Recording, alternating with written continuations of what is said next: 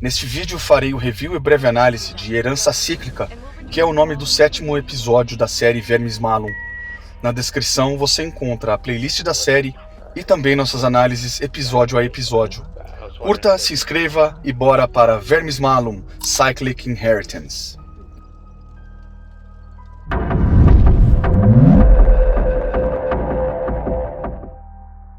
Início do episódio e vemos uma roda da sorte. Ao redor desta roda temos os criptogramas que se transcrevem: Tariai Okos que Hymnologion Hydrae heredi. Eu herdei esta inologia da Hidra. O mito da Hidra de Lerna fala sobre um monstro de água terrível e implacável que fazia parte do submundo grego. A Hidra tinha o corpo de dragão e várias cabeças de serpente. Segundo a lenda, as cabeças da Hidra podiam se regenerar. Algumas versões dizem que, quando se cortava uma cabeça, cresciam duas em seu lugar. A Hidra era tão venenosa que matava os homens apenas com seu hálito e os comia. Hinologia é literalmente o estudo dos hinos. Eu pesquisei sobre hinos relativos à Hidra, mas não achei nada a respeito.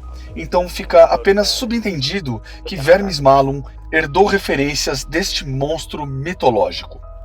A roda para e temos agora apenas 3 símbolos acesos: T, E, L. Para o T, 3 cartas. No E, uma ampulheta.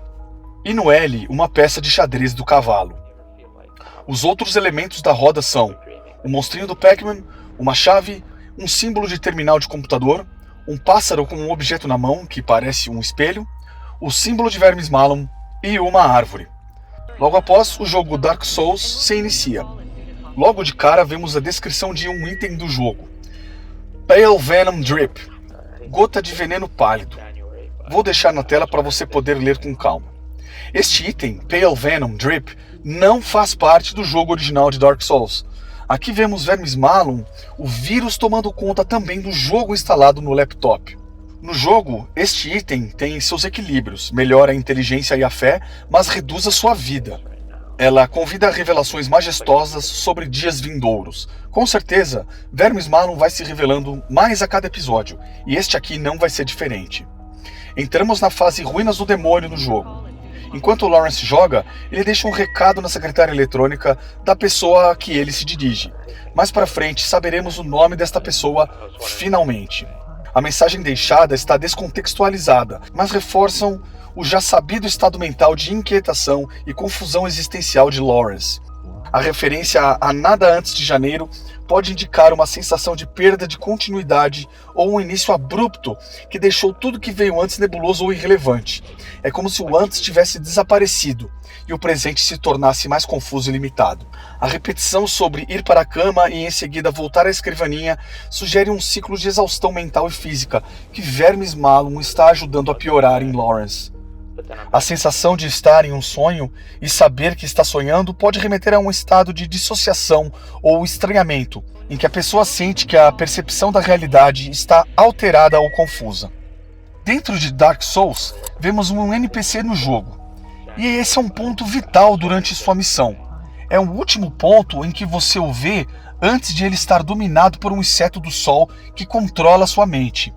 Quando isso acontece, ele basicamente se torna hollow, ou oco, que é um termo do jogo para personagens que perdem o propósito na vida e acabam desistindo de fazer tudo, o que os faz perder a razão.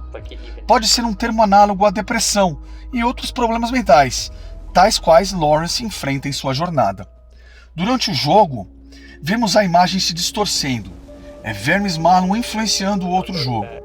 Em um momento, o texto amaldiçoado aparece na tela, e conforme o personagem vai perdendo sua vida, o símbolo de Vermes Malum aparece na tela junto do assovio. Você morreu. E corta direto para o loading de Vermes Malum. Lawrence chega no Círculo 4, que seria o Círculo da Heresia, mas eu estou cético quanto à ordem correta dos círculos, visto que no último episódio não vimos tanta referência à ira. Os símbolos da fase são uma espada, símbolo astrológico de Marte, relacionado à guerra e à ação, e uma peça de xadrez de cavalo. Essa citação de Edgar Allan Poe é um trecho de The Conqueror Worm, o Verme Conquistador, um poema que aparece em sua obra Ligeia, e explora temas de decadência, morte e o horror existencial da condição humana. O poema apresenta uma visão sombria e alegórica da vida como um espetáculo de marionetes, onde os atores, ou mimes, são controlados e devorados por forças inevitáveis e grotescas, simbolizadas pelo verme conquistador. A citação em questão retrata os momentos finais do poema, em que o verme devora os humanos, deixando até os anjos em choque de tristeza. Isso cria uma imagem poderosa de horror e da impotência frente à mortalidade. A escolha do termo presas do verme, que vimos dentro de Dark Souls, reforça a ideia de que o humano é insignificante e vulnerável frente ao poder destrutivo do tempo e da morte, reduzindo-nos a criaturas sem controle, como meras marionetes. O elevador chega ao quarto andar, e logo na saída, vemos que Vermes Malum importou aspectos da vida de Lawrence novamente. A fase parece uma réplica do jogo Dark Souls, com elementos de Vermes Malum imbuídos ali. Logo de cara vemos que o piso tem formato de xadrez, e logo vemos a peça do cavalo inerente à fase. No céu temos a constelação de Perseu novamente, onde Algol é a estrela sem luz. Do lado direito, Lawrence vê uma inscrição, Memento Mola. Lembre-se do moinho. Acredito que seja um callback para aquele moinho do primeiro círculo do jogo, o Limbo. A descrição diz: aqui a frase faz referência à Medusa, que transformava em pedra qualquer um que olhasse diretamente em seus olhos. Aproxime-se para lembrar. Mas Lawrence não se aproxima para lembrar. Vai ver que ele já está calejado dos golpes baixos que o jogo aplica. Lawrence prossegue até a peça do cavalo e o telefone toca. É o Sr. Ira. Segunda referência direta a Ira, portanto, cada círculo deste inferno do jogo não representa a decadência original que estipulou Dante em sua descrição do inferno. O episódio anterior, pela ordem, deveria ser o da Ira. Eu acredito que um episódio anterior deve representar então a preguiça. Pause aí para você ler o texto com calma. Simbologicamente, o texto tem os seguintes aspectos. A faca marciana pode simbolizar um corte severo ou uma intervenção brutal, lembrando Marte, o deus da guerra, sugerindo algo violento ou difícil de suportar. A menção à cesárea evoca o nascimento, talvez de maneira forçada ou antinatural, sugerindo um processo doloroso para revelar algo oculto ou reprimido. Não pelo corte, mas pelo encarar o dia seguinte.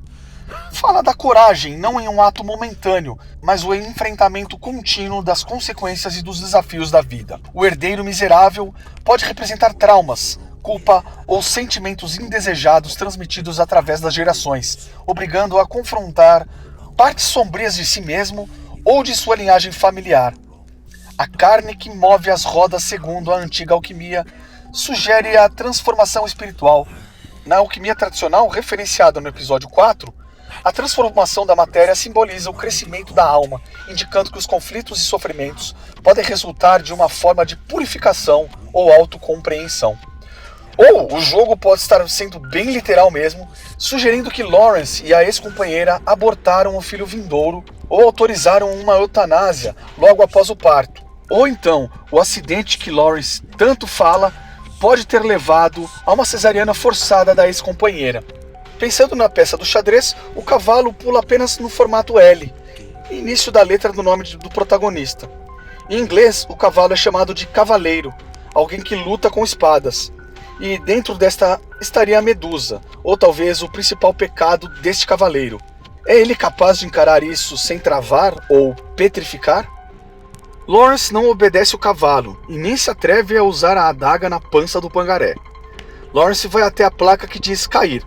Ele então desce até mais um nível. Mais uma vez vemos a roda da Hidra. Agora ela gira mais 3 vezes. A com uma chave, Y com o cavalo, depois R com a chave, O com a ampulheta, M com o símbolo do terminal, H com o símbolo das cartas. E por fim, rapidamente, E com as cartas, N com a ampulheta, G com o cavalo, E com o pássaro.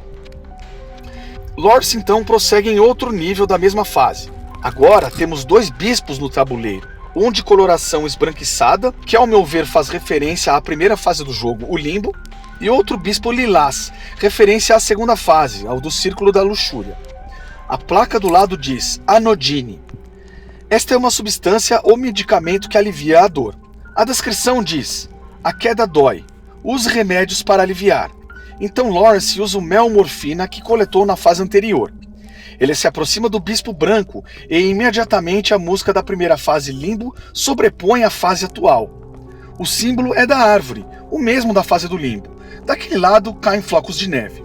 Um print screen de PowerPoint aparece na tela. É uma pesquisa de Conrad Church, que muito provavelmente é a primeira vítima de vermes malum. Curiosamente, Conrad também fazia parte de Princeton, a mesma faculdade de Arthur Asimov. Pause para ler. Basicamente uma pesquisa sobre diversos tipos de vírus de computador da década de 80 e 90. Lawrence reconhece o termo "pegue-me se for capaz", e ele abre aquele fórum Bascânia, que tem diversos artigos e vimos no último episódio. Ele baixa um PDF. Estas frases referem-se a práticas mitológicas de proteção contra influências malignas e tentações. A ideia dos camponeses barrocos usando cera de abelha para proteger as crianças simboliza isolamento contra forças espirituais, semelhante à história de Ulisses, que usou cera para bloquear o canto das sereias e evitar a sedução mortal. Ambas as referências destacam o desejo humano de se proteger de influências externas e perigos invisíveis. Em geral, o texto explora a relação entre música, proteção contra a influência negativa e a transformação pessoal, enfatizando que o que consumimos, sejam sons, experiências ou ideias, tem um impacto duradouro em nós. E vemos novamente a referência da banda Beatles. Descendo o PDF, vemos a foto do PC velho com a imagem de vermes malum. Acredito que Conrad foi o primeiro a adicionar essa foto às pesquisas. Mais abaixo, mais textos e uma imagem borrada. Estranho. Em resumo, o autor parece sugerir que há muito mais acontecendo do que conseguimos perceber, e que a falta de compreensão e a busca por controle podem levar a consequências prejudiciais. O texto convida à reflexão sobre como interpretamos o mundo ao nosso redor e a importância de buscar um entendimento mais profundo da realidade. Lawrence desce mais o PDF e vemos uma nota recortada sobre a doença de Parkinson. E finaliza o PDF com o último trecho de texto. No geral, ele pede para as pessoas buscarem as ceras da vida moderna para se desligarem das distrações do mundo novo. Lawrence comenta que tudo parece aleatório, mas na verdade não é. O vídeo corta quando ele fala: "É como dizem, existe uma mensagem." De volta ao jogo, temos a citação de William Blake. Em suma, a citação pode ser interpretada como um convite para reconhecer e enfrentar nossos inimigos internos e externos. A alegria em ver um inimigo incapacitado sugere que a superação dos conflitos pode trazer um novo entendimento e paz. Essa reflexão se alinha com a visão de Blake sobre a luta humana e a busca por significado e harmonia. William Blake frequentemente abordava a dualidade da experiência humana, incluindo a luta entre forças opostas, como a luz e a escuridão, a inocência e a experiência. Essa citação pode ser vista neste contexto mais amplo de confronto entre opostos. De volta ao jogo, caímos no tabuleiro onde vemos as peças maiores do jogo: a torre com coloração verde, a dama com coloração azul e o rei com a coloração lilás. Novamente, cada peça uma cor correlata a uma fase do jogo. Lawrence segue rumo à torre e ele clica até aparecer uma mensagem de uma conversa em um celular quebrado. Pela ordem das mensagens, este é o celular de Arthur. É nitidamente uma conversa entre Arthur Asimov e sua namorada Rachel. Parece uma conversa urgente e preocupante, onde Rachel não se sente segura e está pedindo ajuda para Arthur, sem tempo para explicar a situação. Seria apenas vermes malum invadindo o celular de Arthur para preocupá-lo à toa? Eu acredito que sim. No vídeo Hungry Ghosts, vemos que eles têm uma discussão e Rachel diz que não enviou a mensagem. Depois ela pergunta se ele andou bebendo. Vermes malum fez o que pôde para destruir a vida de Arthur. Lawrence volta ao jogo e ignora a dama. Estranho, justo a única peça de correlação feminina. Ele fica em frente ao rei, que ao topo da peça não traz a coroa tradicional, mas sim a coroa com o jogo de vermes malum. Dois símbolos que vimos no episódio anterior, ao lado do vaso da begônia, aparecem sobrepostos à imagem. Depois vemos uma sobreposição de uma floresta em cima da imagem, que pode ser referência aos primeiros episódios da série. Ao meu ver, seria o momento da vida em que vermes malum coroou Lawrence o rei. Também aparece o logo de Vermes Malum logo após o assovio clássico, corroborando essa ideia. O rei é a única peça que tem algas ou pequenos crustáceos apodrecendo junto a ela. A janela do jogo mostra uma imagem de um espelho, ou algo parecido ao que vimos na roda da Hidra junto ao símbolo do pássaro. A mesma janela aparece ao se aproximar da dama. Ao clicar, somos levados a uma gravação de tela de Catherine, aquela menina que trocava mensagens com Leo von Drepan, que remete a 2 de fevereiro de 2007. Aqui vemos o tal jogo que a menina jogava, e pasmem, Vermes Malum criou um jogo casca apenas para atrair a menina.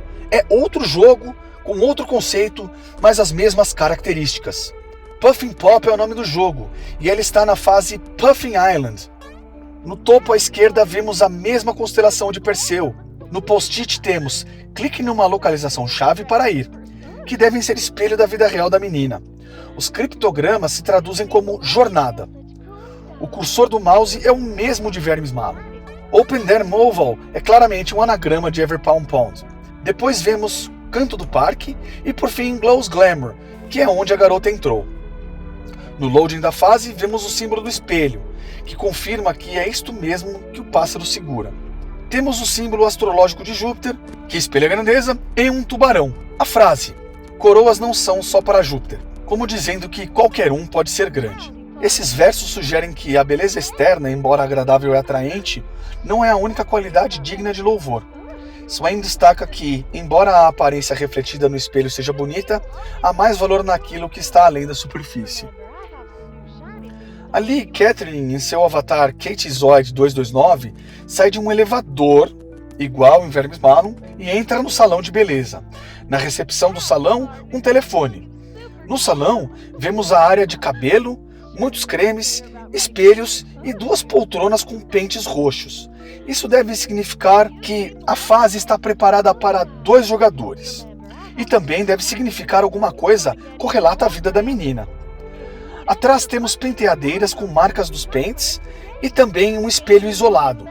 No fundo, uma área para fotos, um divã e 3 chapéus, um quadro pendurado e um borrão ali no fundo no lado esquerdo.